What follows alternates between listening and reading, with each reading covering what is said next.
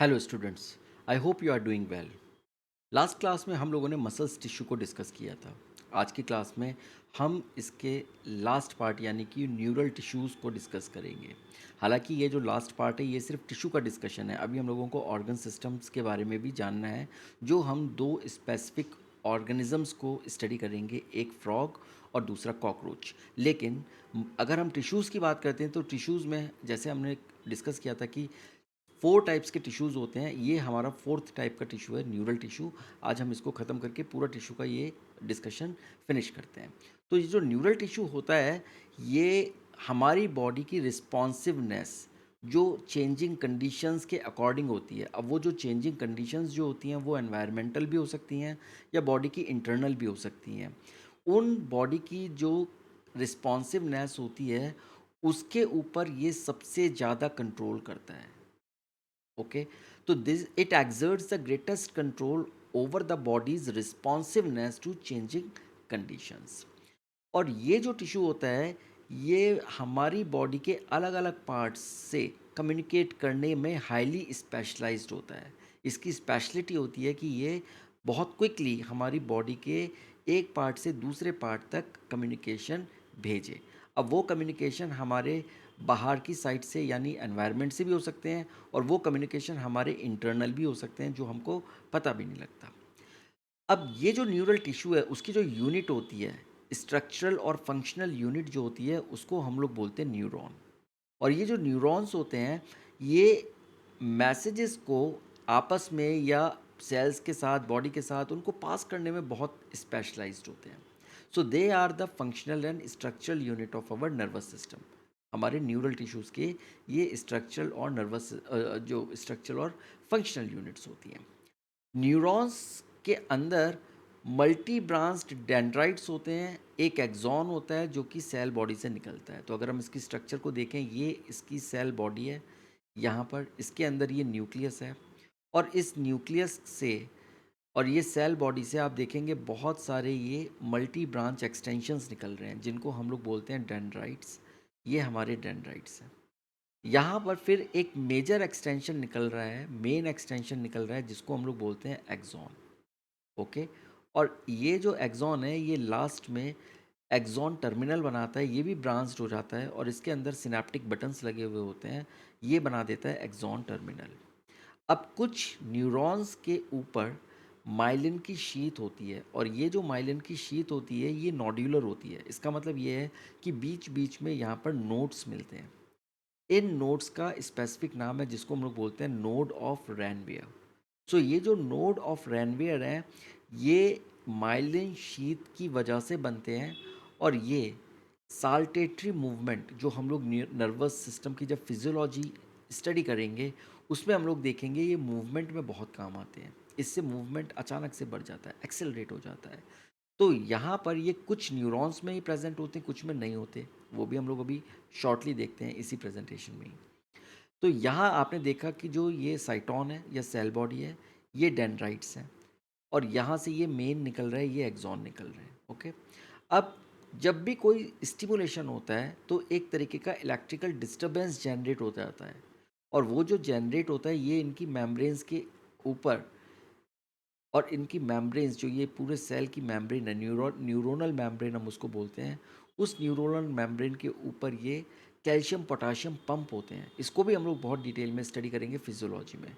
तो जब उनका डिस्टरबेंस होता है इलेक्ट्रिकल तो उससे क्या होता है कि ये डिस्टरबेंस एक मैसेज की तरह पास होता है एक न्यूरॉन से दूसरे न्यूरॉन में। सो वो प्लाज्मा मेम्ब्रेन में न्यूरॉन्स के एंड तक पहुंच जाता है, यहाँ एक्सॉन टर्मिनल तक पहुंच जाता है। और यहाँ पर मैंने आपको बताया था कि सिनेप्टिक बटन्स लगे हुए होते हैं। ये सिनेप्टिक बटन्स दूसरी बॉडी के साइटोन के अंदर चले जाते हैं या उसके डेंड्राइट्स के साथ जुड़े हुए होते हैं।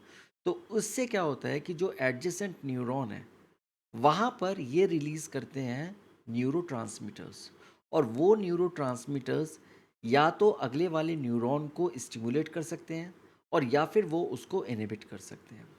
ओके, तो वो किस तरीके के न्यूरोट्रांसमीटर्स हैं, कौन से न्यूरोट्रांसमीटर्स निकलते हैं और किस न्यूरोट्रांसमीटर से स्टिमुलेशन होता है या किस न्यूरोट्रांसमीटर से इनहिबिशन होता है, ये हमारे आज के डिस्कशन का पार्ट नहीं है।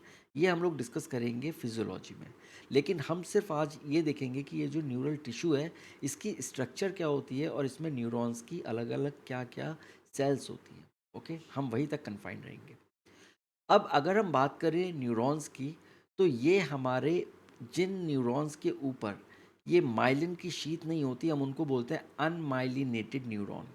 तो आप देखिए, ये एक्सॉन है, ये साइटोन है या सेल बॉडी है, इसके अंदर ये न्यूक्लियस है और ये डेंड्राइट्स हैं। इसके ऊपर कोई शीट नहीं लगी हुई है।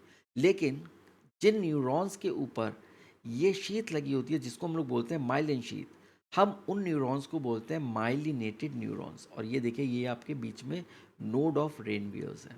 ओके, तो ये हमारे यूजुअली जो माइलिन शीथ वाले माइलिनेटेड न्यूरॉन्स होते हैं, वो आपको मिलेंगे पेरिफेरल नर्व्स में।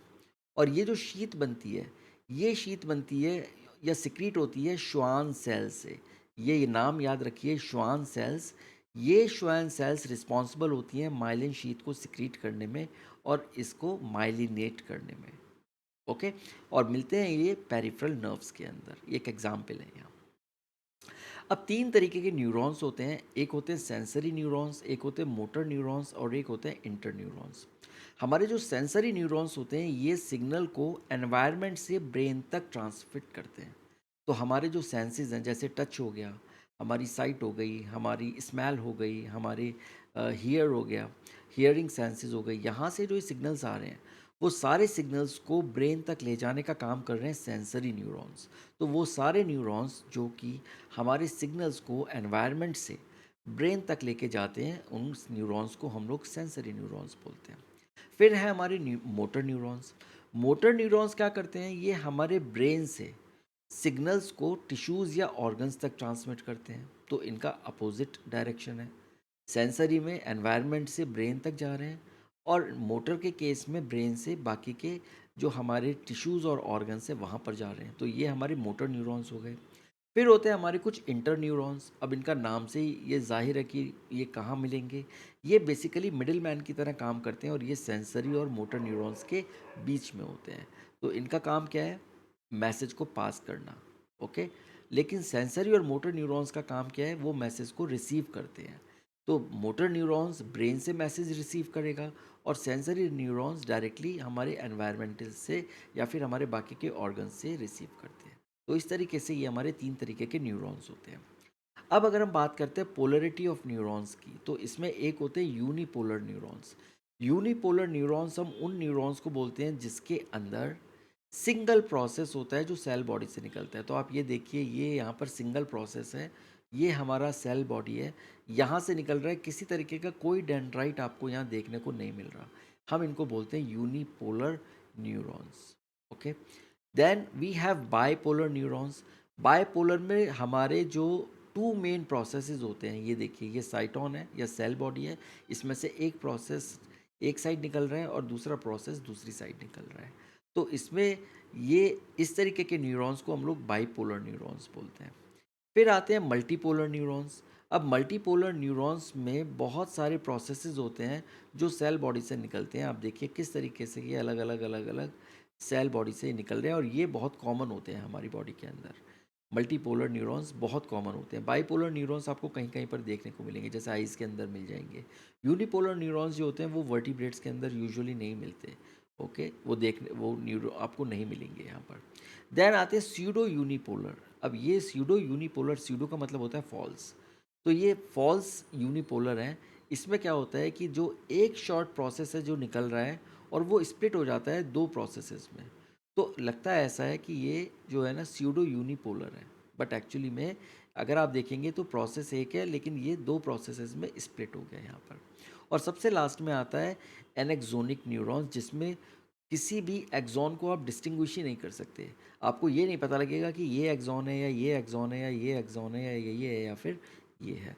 तो जब हम किसी भी न्यूरॉन के ऊपर उसके एक्सॉन को डिस्टिंग्विश नहीं कर पाते, तब हम उसको बोलते हैं एनेक्सोनिक न्यूरॉन्स। तो इस तरीके से on the basis of the extension कैसे निकल रहे हैं, ये पोलर बन जाते हैं न्यूरॉन्स, और इस पोलरिटी में 5 टाइप्स के ये न्यूरॉन्स होते हैं। अब कुछ हमारी सेल्स होती हैं जिनको हम लोग बोलते हैं न्यूरोग्लायल सेल्स। ये जो न्यूरोग्लायल सेल्स होती हैं ये न्यूरॉन्स को प्रोटेक्ट करती हैं और सपोर्ट करती हैं। एक मैंने आपको बताया था श्वेन सेल्स। श्वेन सेल्स का काम होता है माइलिन शीथ को बनाना और माइलिनेट करना न्यूरॉन को।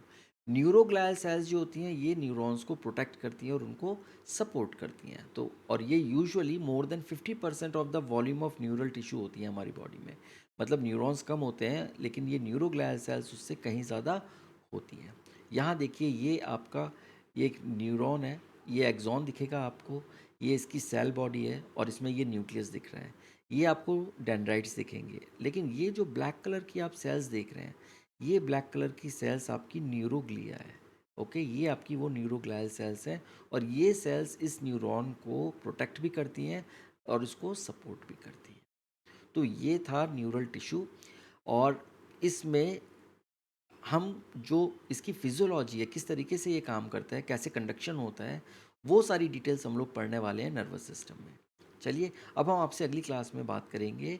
हम दो ऑर्गेनिजम्स हम लोगों को स्टडी करने हैं। एक है हमारा इंसेक्ट जो कॉकरोच है और दूसरा है हमारा फ्रॉग।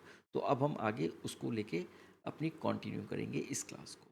तब तक हम आपसे मिलेंगे। आप अपना ध्यान रखिए। Take care and thank you.